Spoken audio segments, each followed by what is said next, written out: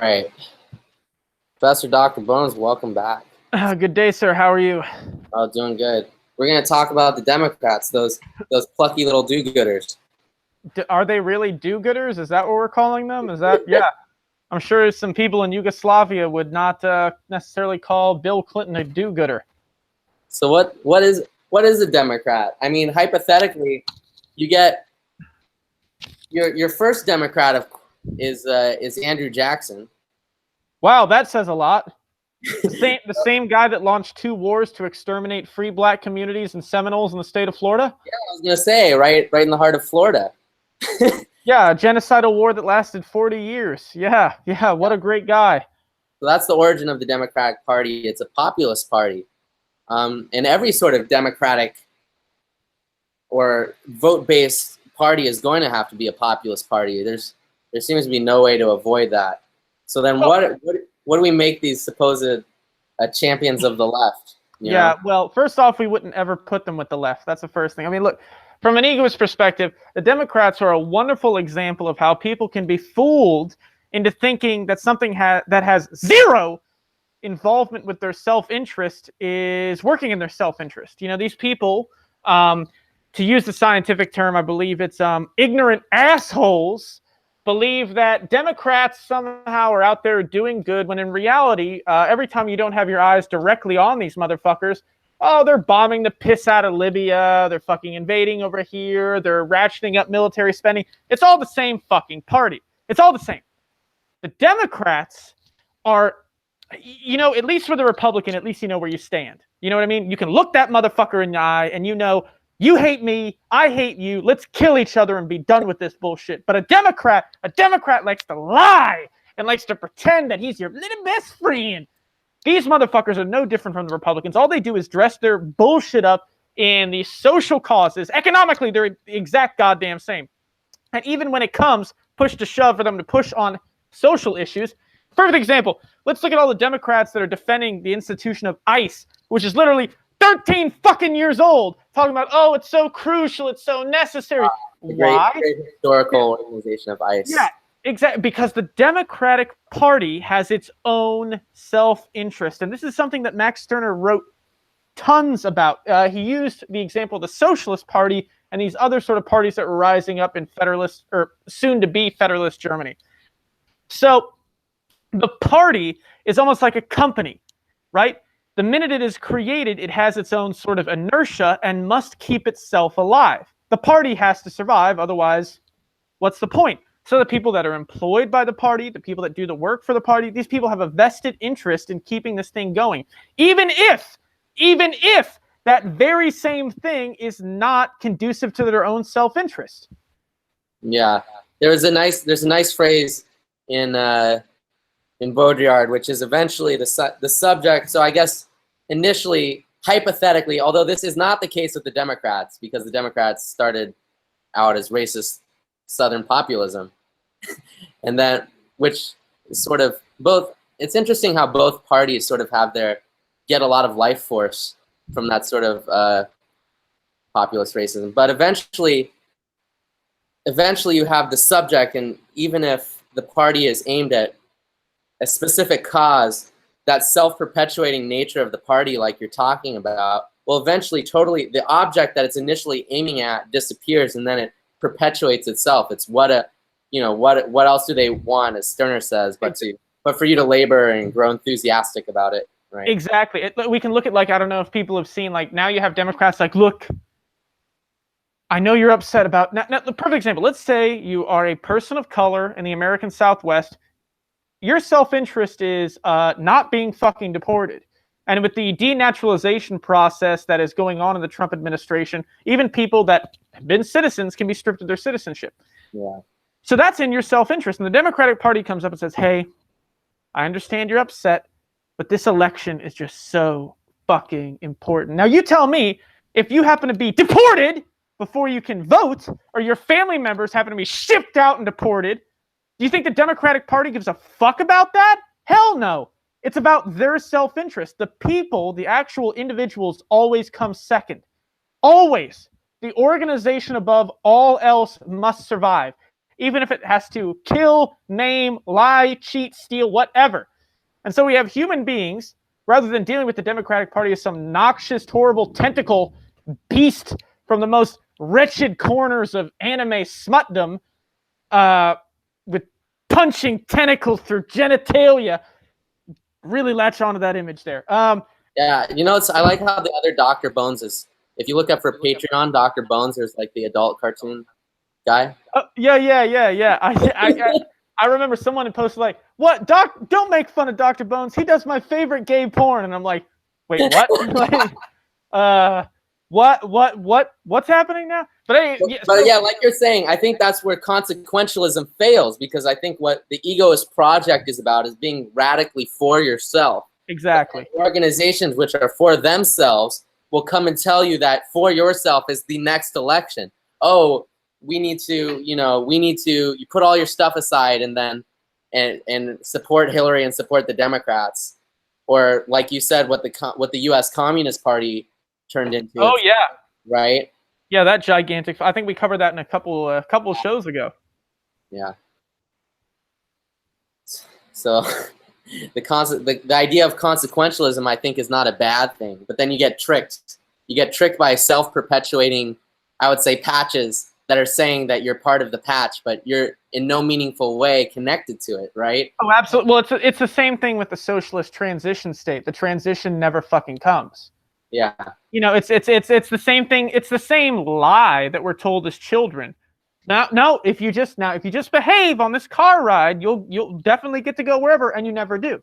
And each time we get suckered in, because again, there's actually a psychological mechanism, and they've done lab studies and shit like that for these different advertising firms, basically showing that the more someone has invested, even if they know that they are losing money, that they're being harmed, that they're literally have no self-interest in it, they'll keep going, because it is more psychologically difficult to cut yourself off from this thing that's harmed you than to start anew. So people will just stay in the, next election, we're going to get them. We're going to get them next.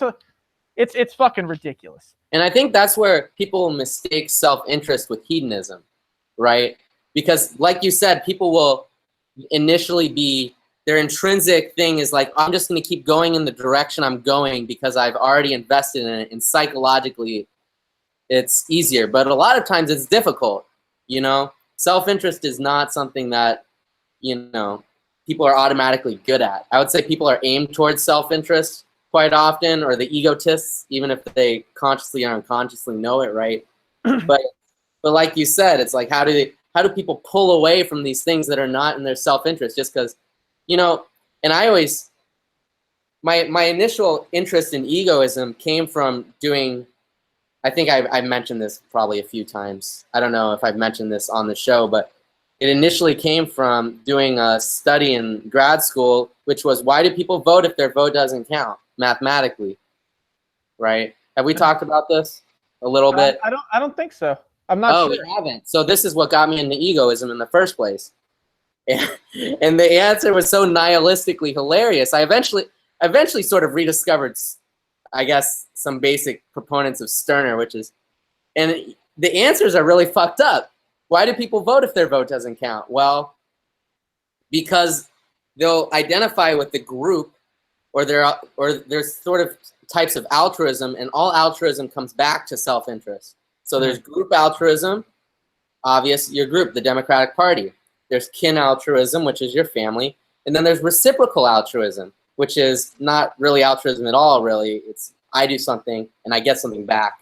That's reciprocal altruism. And so I set up a research study because I was sort of disgusted by the mechanisms of it, because it's so awful. It's like such a rot in the core of our entire system, which is this bullshit process. So my study that I did was I set up different scenarios, and people are way more likely to do something if they don't get anything back.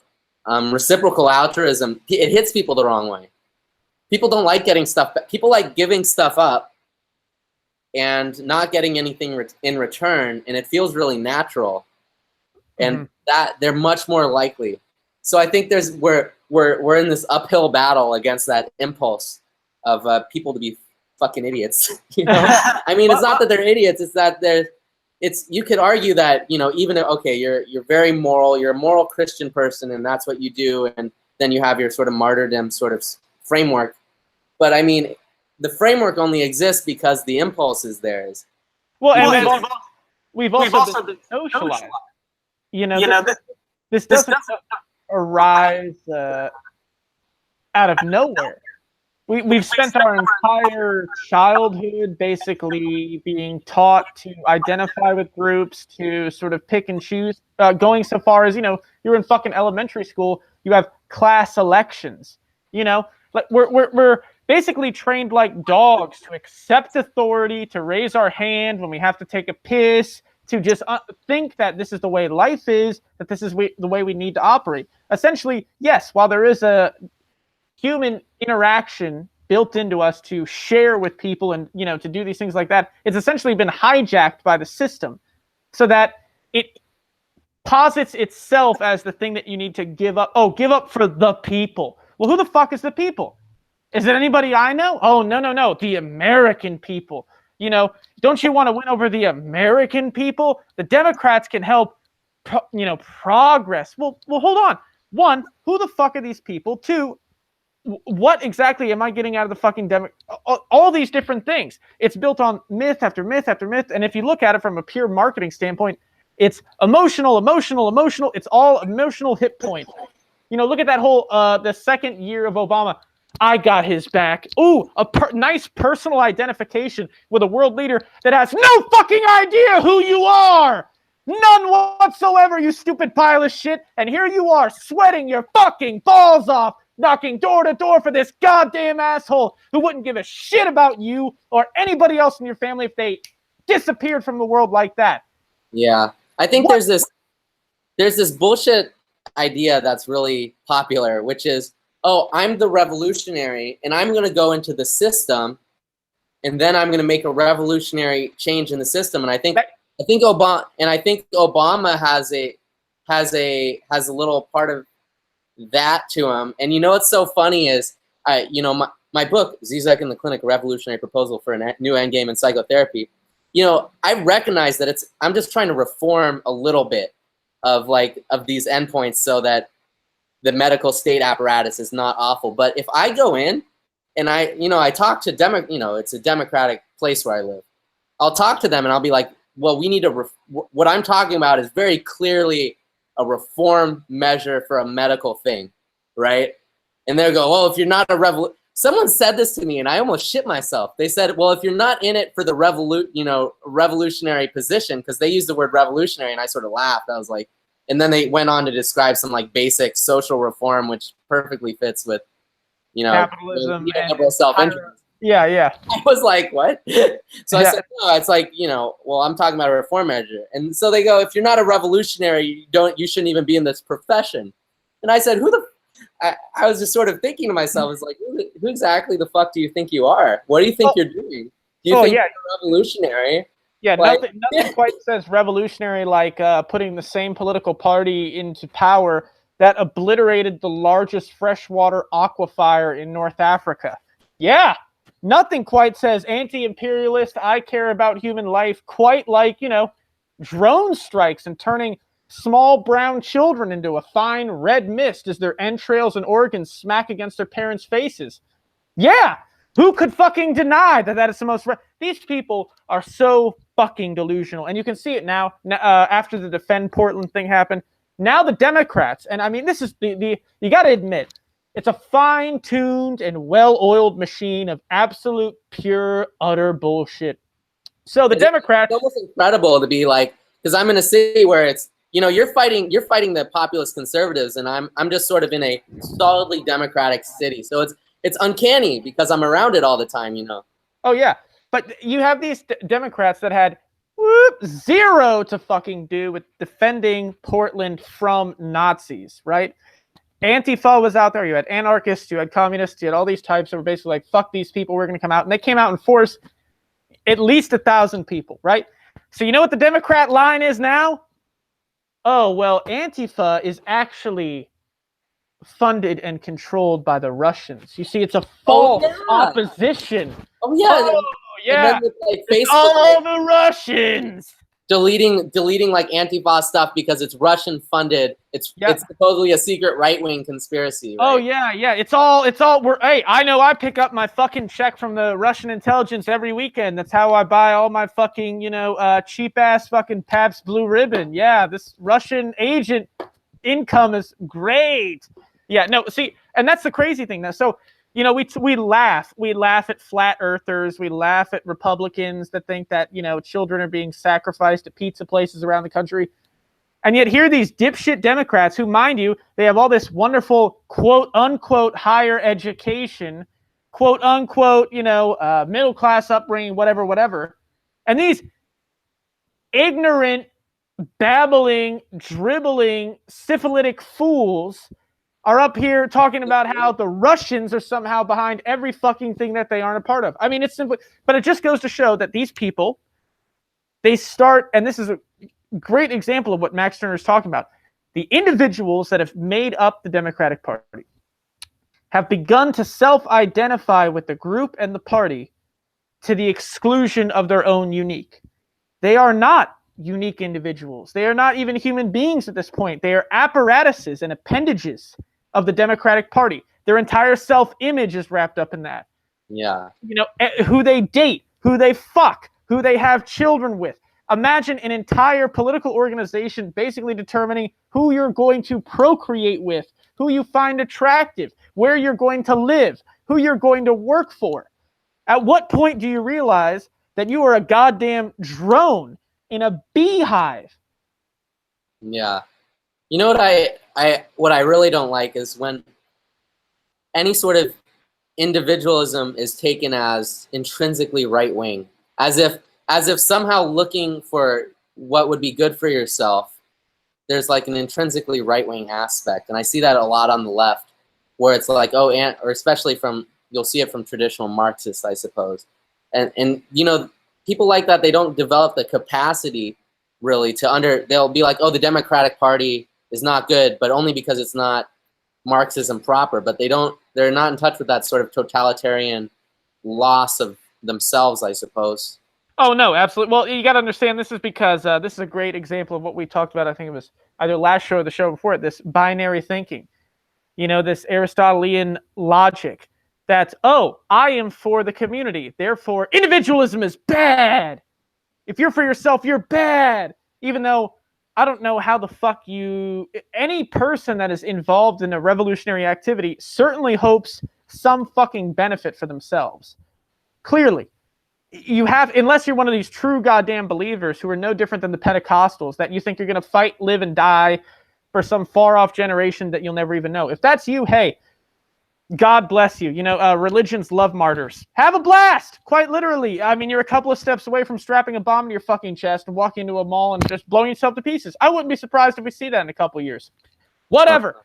But the idea that it's a twofold thing. The right tried to claim individualism, even though their individualism was corrupted by property rights, the idea that workers should be subservient to their masters. It's not true individualism, because as a worker, if you aren't free to do what the fuck you want and you have to answer to a boss and respect his property, you have been robbed of your individuality. You've been robbed of your unique. You've been robbed of the world that is rightfully yours. And you've been told to respect your boss's right to the same world you were born into. So when we see the left criticize and discount individualism, the majority of it is literally zero critiques whatsoever. It's all catchphrases. It's all bullshit that they've heard from groupthink and echo chambers. They're not thinking critically at all. Yeah, well, they're just trying to bullshit on top of bullshit. Yes, yeah. It's essentially they're trying to show, look how much a part of this group I am. I hate myself so much that I identify with the group more. Ha ha ha. Or it's the same. You see the same thing again with if you compare the born again Christians with the majority of the leftists. I mean, it's amazing how well they fit together. Like, you have the same people that once they get saved, that's all they can fucking talk about. And it's the same thing when you see some of these Marxists, these Maoists, All of a sudden, it's all Marx, all Mao, all Lenin, all the fucking time. So what's a Democrat? So if the Democrats aren't, they're not left-wing. No, not at all. I'll tell you exactly what it is. The Democrats are the UN wing of authoritarianism. That's all. They want the most diverse, sophisticated, educated class of capitalist exploiters the world has ever seen. That's all.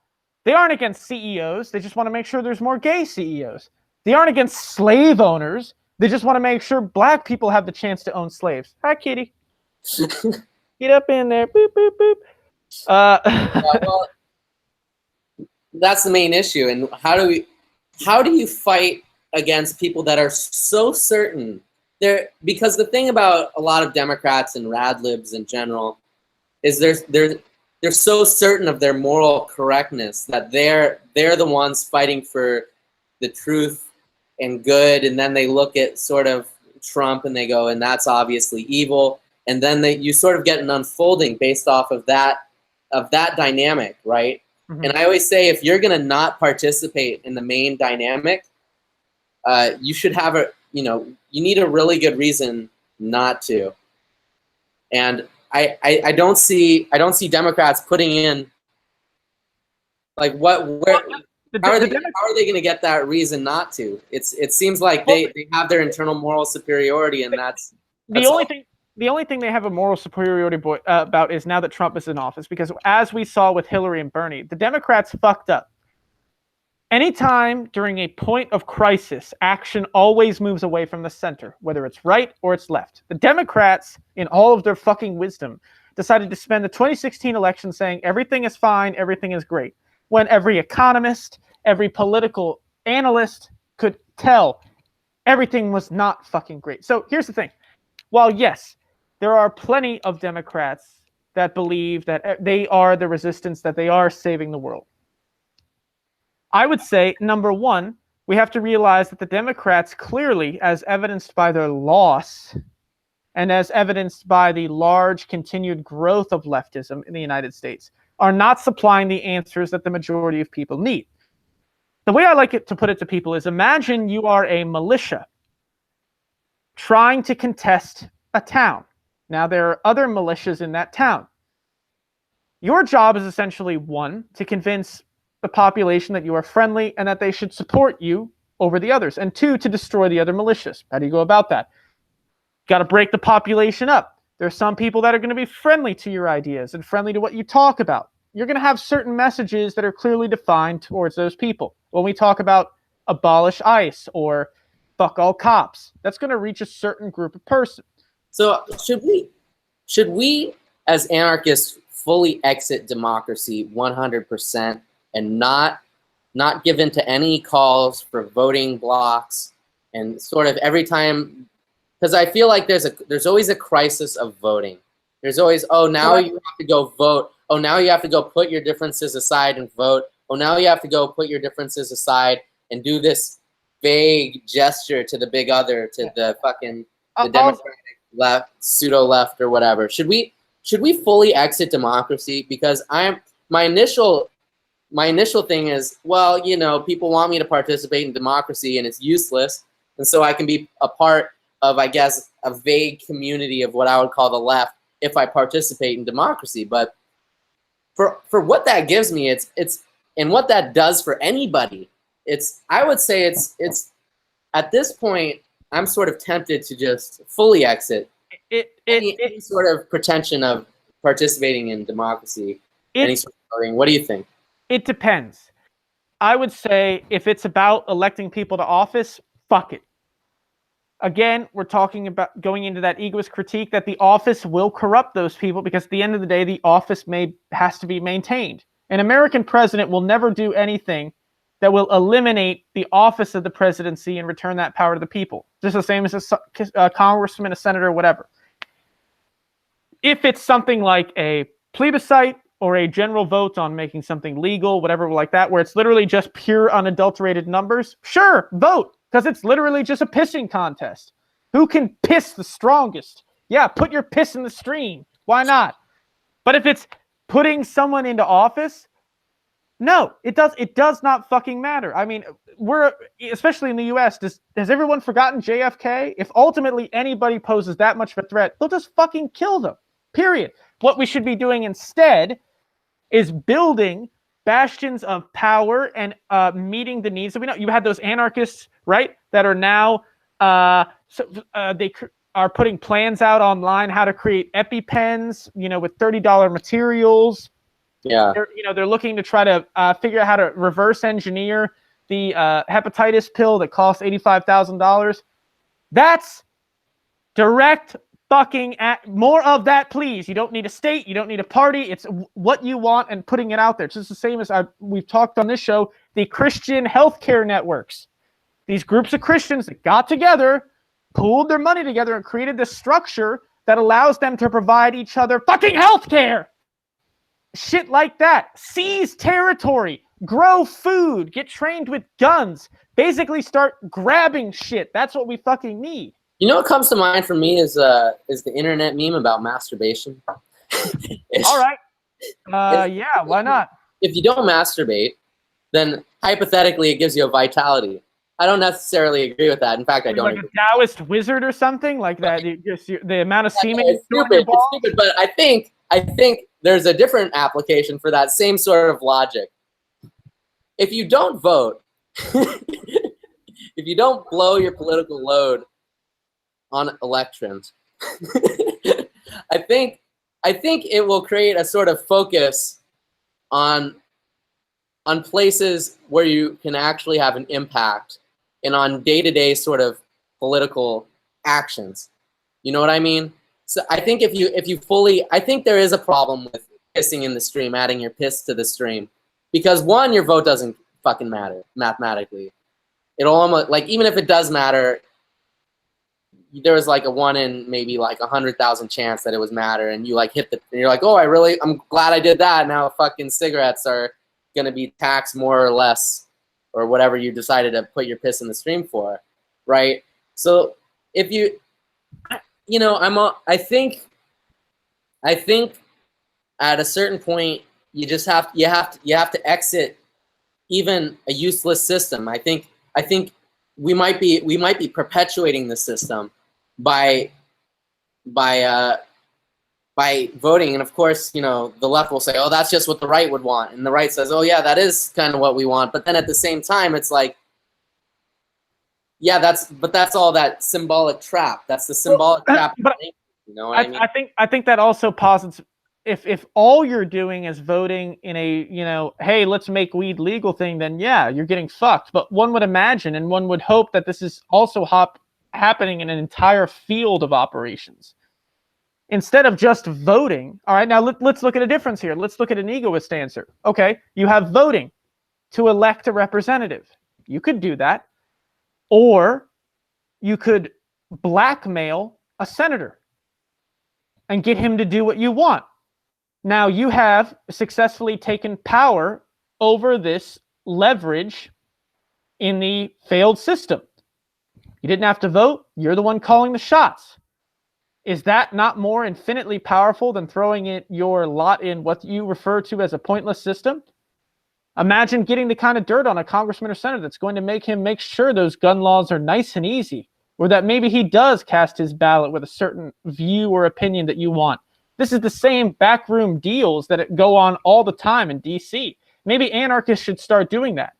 Maybe when people start getting, oh, well, I got to tread very, very careful ground here. So we'll just say there are plenty of very, very illegal, high-pressure operations that people could do to their supposedly elected representatives to get them to do what they want outside of casting their ballot. Or even still, the construction of no-go zones, all sorts of different stuff.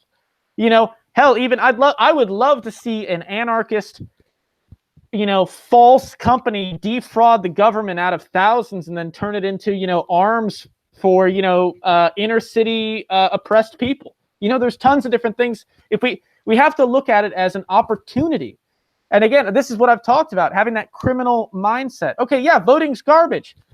How can we transform that? How can we benefit from this pure, unadulterated stream of garbage? Oh, Democrats are all about it? Some aspiring anarchists should make a front organization to peel off votes and money from all these, upper middle class Democratic assholes, and then funnel the money directly into anti-cop organizations or prison laborers organizing. Let me channel my inner naive anarchist Emma Goldman here, and be like, but wouldn't that make us the same as the corrupt? Aren't the Democrats already doing that? Aren't they already corrupt? Aren't they already shit? It depends on what the goal is. There's a lot of different ways to kill people, and there's a whole bunch of different reasons why. Killing someone because you don't like the color of their skin is a big difference from killing someone that raped your daughter. One would not say that both of those things are the same thing. So if in our desire to liberate ourselves, why should we be beholden to the same morality that the ruling class has put upon us to keep us in chains? They cheat, they lie, they steal, and they harm us in the service of their own power. Why should we stop cheating, lying, and stealing from them in the service of our own liberation? There is no cosmic goal or scoreboard that will determine when our bodies are irradiated on this godforsaken planet as it spins around the earth, desert winds rolling across our corpses, that will determine whether what we did was right or wrong. All that will matter is who has survived.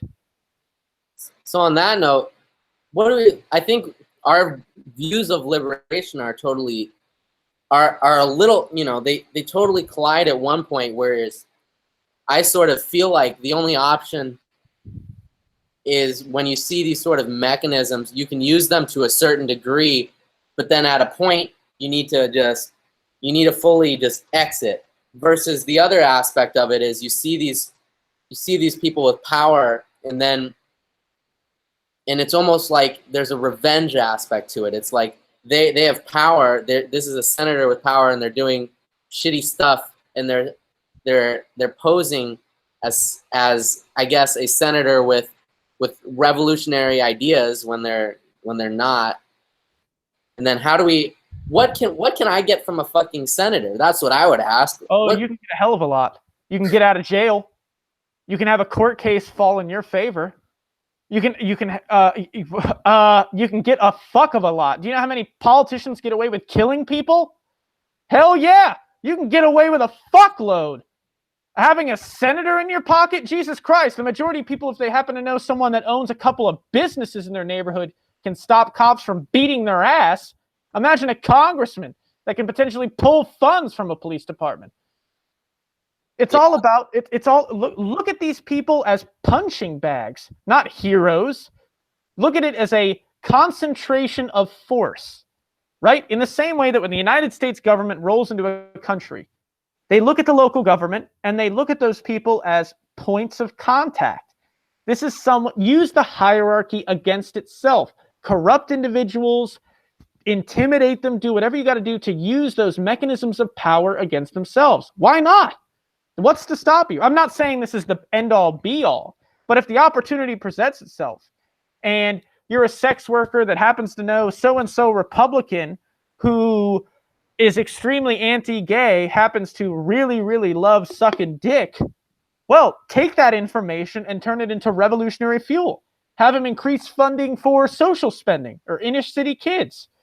Or even better, directly do something. I would never advocate any crimes. Let me be specific about that. I would never advocate anything illegal. Don't do drugs. You're a professor.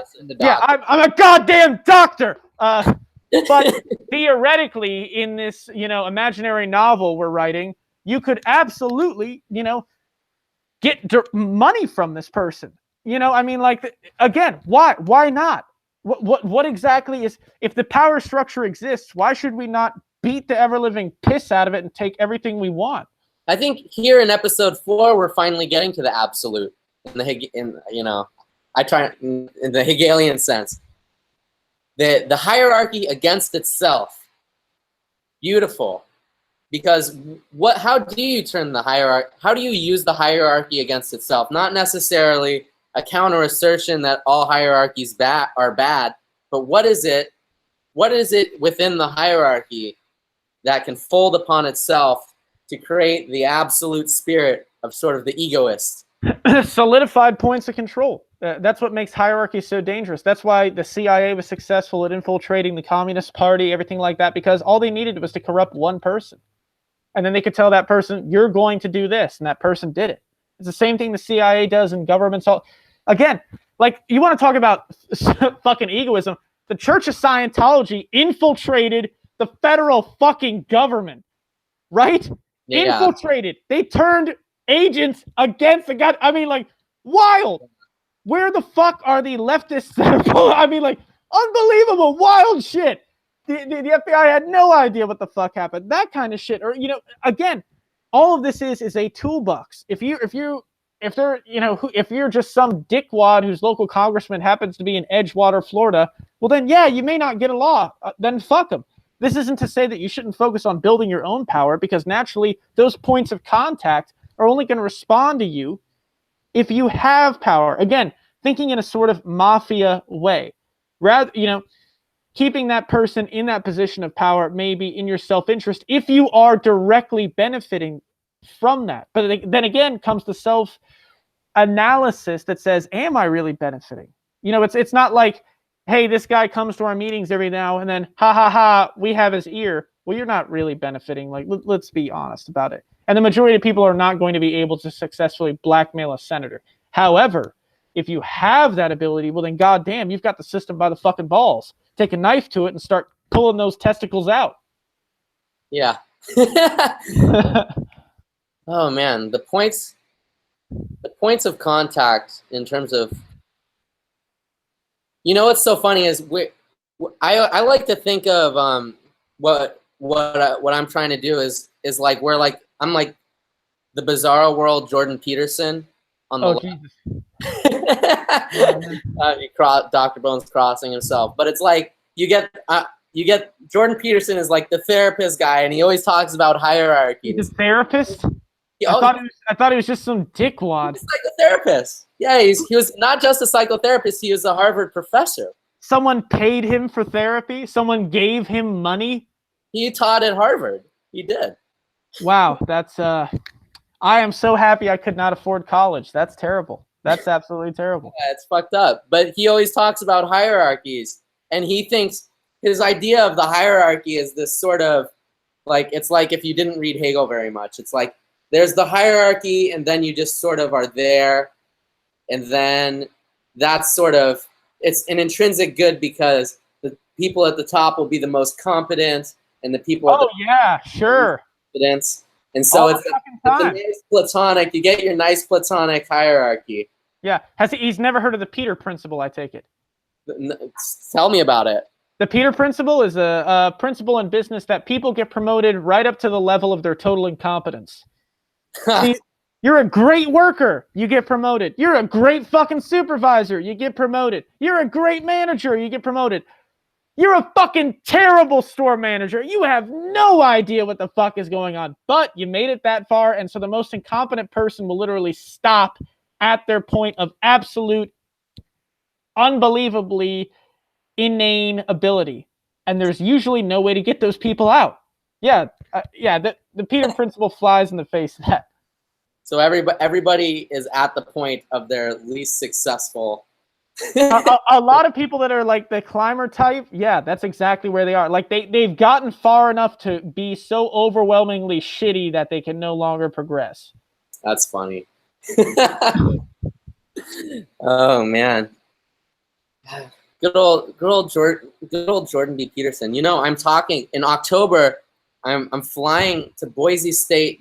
Speaking of Democrat, the Democratic Socialists of America, to quote unquote refute Jordan Peterson, which is always an exercise in futility, because of course you can prove him wrong or prove he's an idiot a million different ways. He continues to function, and he grows off it almost, right? Oh yeah, because it's about belief. It's not about, that's one of the things, and again, that's one of the things the Democrats fuck up, is they think that if they just prove their enemy is wrong, that it fucking means anything. It doesn't fucking matter at all. Like recently in Portland, like the police were literally pulling off baseball bats, shields with Confederate flags, Pepe flag, and you have these right-wing idiots that are like, looks like Antifa's trying to, fake news. Antifa probably brought those.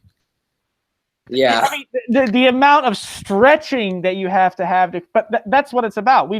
This is the post-truth era. There is no fucking truth anymore. It's all about what you feel is right and hitting the other person as hard as you can with those feelings. And increasingly and more likely every fucking day, those feelings will eventually be backed up by guns. Yeah. And then we're in for a real fucking show. So, proving the other person right or wrong doesn't matter. Doesn't matter. Voting tends to not matter. But what you said seems to be able to have a very tangible impact, which is controlling points of power. Absolutely. See, the same thing that street gangs, mafias around the world do. Control wherever the power is, control it, subvert it, dilute it back down to you, or have the person that maintains that office totally within your grasp. How you go about that is usually extremely nefarious. Yeah. Yeah. So how are we supposed to engage with the bright-eyed? Well, again, I break it up. They want everybody to be happy and do well. They want no one to conflict and all that stuff. Break it into three categories. To assume that those people are some monolithic group is ultimately not only wrong, but puts you in a feudal position. Like I said, number one, you're going to have people that are friendly to your position. There's a certain amount and certain type of propaganda for those people. Number two, you're going to have people that are on the fence. There is a certain amount of propaganda, specifically often putting it in their self-interest. You need to let these people know why you can do what the Democrats can't, right? That's your middle of the roader.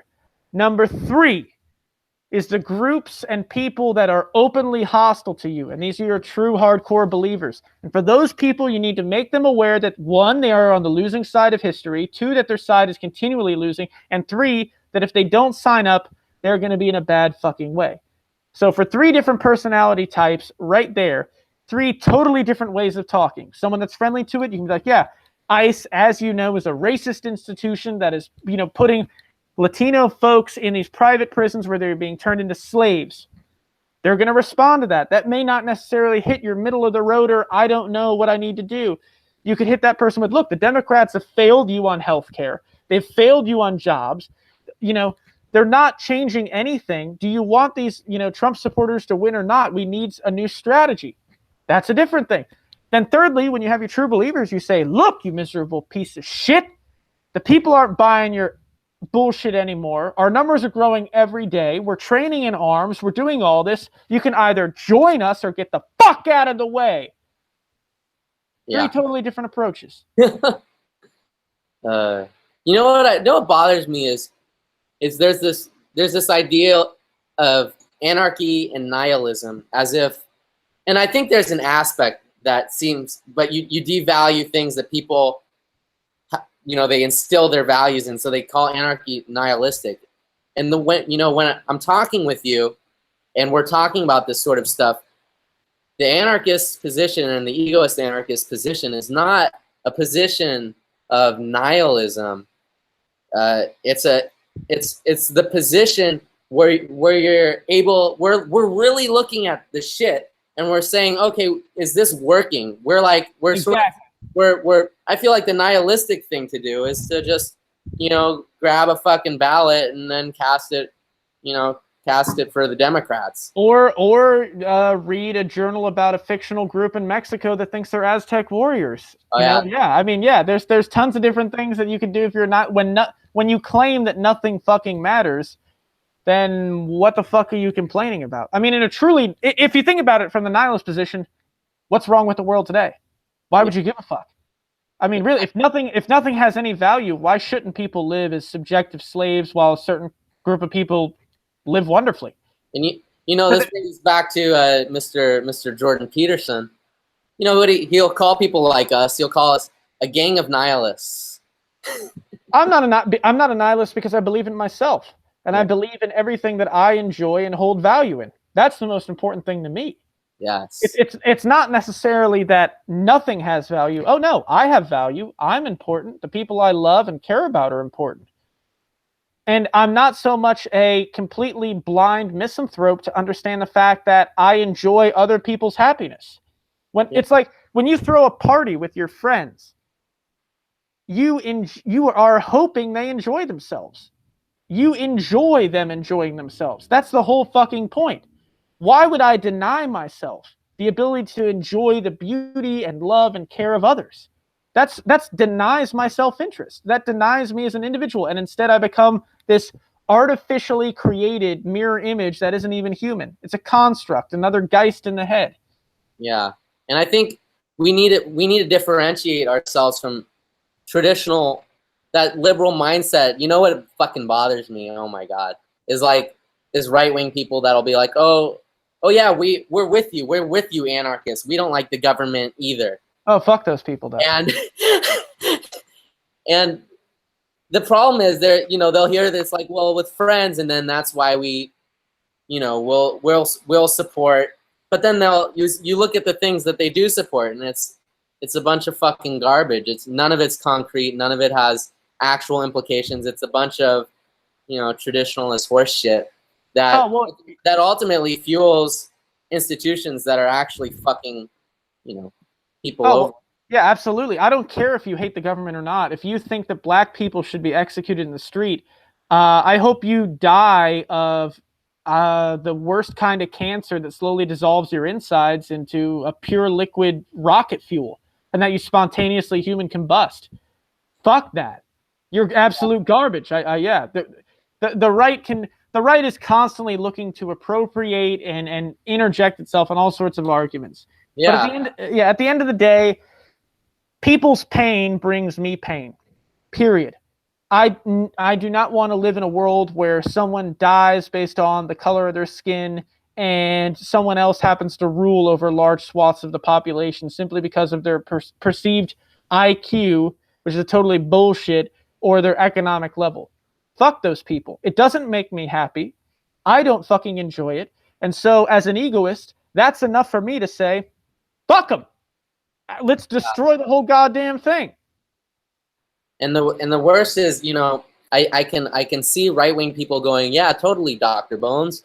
And then they go around, but it doesn't mean anything. They construct that, and then they go and they'll support people doing that exact same shit. Because they believe in the myth of races. They believe in all these socially constructed things that they've been, look, especially in the South.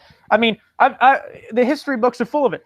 During the last parts of the Civil War, you had these poor whites that were rebelling against the Confederacy and the rich planters, because the Confederacy had asked the planters to plant food rather than cotton because the entire South was starving.